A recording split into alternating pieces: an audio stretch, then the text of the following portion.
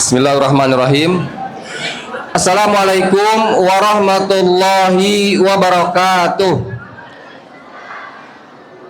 Puji dan syukur pada Allah Subhanahu wa taala. Salawat dan salam semoga tercurah pada junjungan kita baginda Nabi besar Muhammad sallallahu alaihi wasallam. Yang saya hormati Bapak Ustadz Ketua DKM PT Musasi, yang saya hormati Ketua Panitia Sunatan Massal, Hitanan Massal yang ke-8, yang saya hormati dan saya banggakan para orang tua calon hitan anaknya. Semoga anaknya, anak-anak kita menjadi anak yang soleh, berbakti kepada orang tuanya, bermanfaat bagi ibu bapaknya dunia dan akhirat. Alhamdulillah, pada kesempatan siang hari ini saya diberikan amanah buat menjelaskan terkait dengan pelaksanaan hitan massal. Ya, nanti setelah daftar naik ke atas dan posisinya ketika sudah di atas, seyogianya harus sudah dipakaikan sarung kalau yang bawa sarung.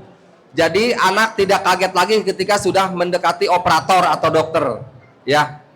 Kemudian anak jangan pernah dimarahin, ya, jangan pernah dimarahin karena akan terekam di otaknya nanti ketika dia besar, ya.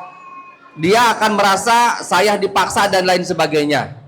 Tolong jangan dimarahin, ya, tahan emosinya.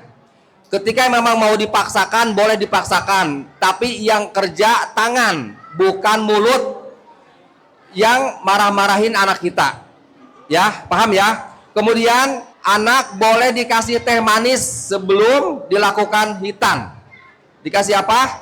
Teh manis, makan dan lain sebagainya. Apa fungsinya? Supaya ketika habis dihitan, biusnya habis, baalnya habis, bisa langsung minum obat anti nyeri, ya. Kemudian setelah sampai di rumah, anak jangan disuruh atau anak jangan dikasih sepeda atau jalan-jalan mentang-mentang dikasih hadiah sepeda dan lain sebagainya, anak langsung dikasih sepeda. Jangan. Anak rebahan 12 jam sampai 24 jam. Berapa?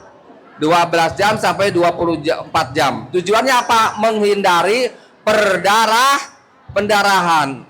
Ya. Kemudian bapak atau ibu yang tidak berani mendampingi anaknya, tolong jangan merepotkan dokternya. Nanti kejadian setiap kali dihitan, bapaknya yang gak kuat pingsan, ibunya yang gak kuat pingsan. Siapa yang merepotkan? Operatornya, kan? Jadi yang tidak kuat, tolong tunggu saja. Tenang, nanti ada panitia dari dari musola atau dari panitia hitan massal. Ya, jadi tidak usah khawatir. Yang penting ketika memang takut, duduk, diam, berdoa. Oke. Kemudian boleh pakai celana sunat setelah disunat. Boleh pakai celana sunat sampai rumah dibuka biar kena udara atau kena oksigen. Kemudian ketika nanti ada biru-biru di sekitar area penyuntikan, itu tidak jadi masalah. Itu bekas suntik obat bius. 7 hari, 8 hari, paling lama 10 hari akan hilang dengan sendirinya. Kemudian hari keempat dan kelima itu bekas suntikan atau bekas hitanan akan besar kayak helm. Tidak usah panik. Yang penting anak bisa pipis dan tidak menghalangi gland penisnya atau area depannya, tidak menghalangi itu, ya.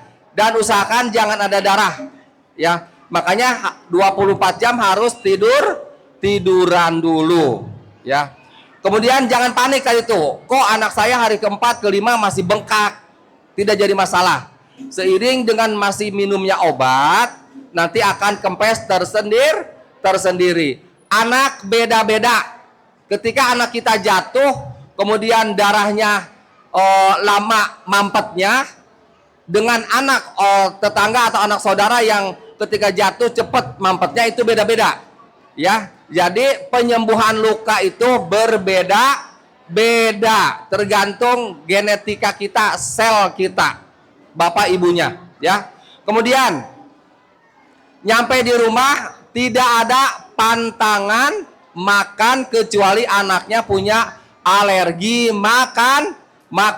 Aduh, anak saya alergi telur, ya jangan dikasih telur. Anak saya alergi udang, jangan dikasih udang. Ya, intinya ketika tidak ada alergi, tidak ada pantangan makan. Anjuran dari tim dokter, kasih ikan gabus. Kasih apa? Ikan gabus digoreng. Nggak ada ikan gabus, ranking kedua ikan lele. Ketika nggak ada ikan lele, telur. Nggak ada telur, nggak mungkin nggak ada telur, ya. Bangkrut PT Telur berarti.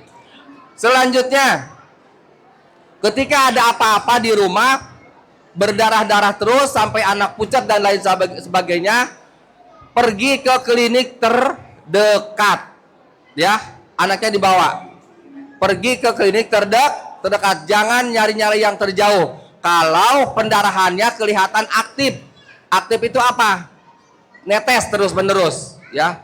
Netes terus-menerus. Itu namanya aktif. Itu harus buru-buru dibawa ke klinik terdekat. Jangan ke bidan. Kenapa jangan ke bidan? Beda. Malah takut hati bidannya, ya. Paham? Paham. Baik. Mungkin itu saja yang bisa saya sampaikan. Kesimpulannya nanti setelah pelaksanaan hitan, nyampe di rumah, anaknya dibuka, biar udaranya masuk, biar ada sirkulasi udaranya, kemudian kasih makan yang bergizi, kemudian paling lama maksimal 4 hari ke-7 atau hari ke-8, insya Allah anak sudah sembuh. Ada juga yang hari ketiga, keempat anak sudah sembuh, tergantung dari tekstur sel kulit anak. Ya, paham? Demikian yang bisa saya sampaikan, mudah-mudahan bermanfaat.